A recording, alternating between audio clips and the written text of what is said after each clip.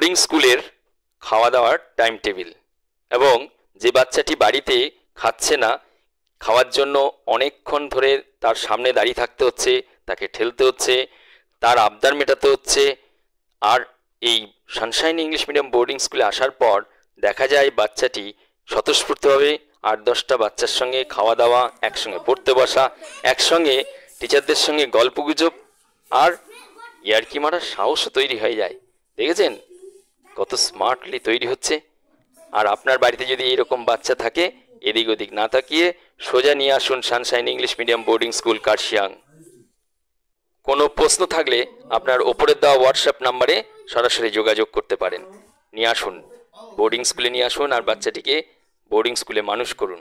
আপনি থাকুন দুশ্চিন্তা মুক্ত, আরও উপার্জনের দিকে নিজেকে ব্যস্ত রাখতে পারবেন। বোর্ডিং স্কুলে দেওয়ার চিন্তাভাবনা যদি থাকে তবে দেরি করবেন না, 5-6 বছর বয়স থেকেই ভিজিট করুন, আসুন স্কুলে দেখুন অন্যান্য বাচ্চাদের সঙ্গে কেমন থাকছে। দেখবেন আপনার বাচ্চাটিও ডিসিপ্লিনে ফিরছে এবং যে টাইম টেবিলের মধ্যে সে বড় হচ্ছে সেটা বাড়িতে নিয়ে যাওয়ার পর লক্ষণীয় বিষয় হয়ে যাবে।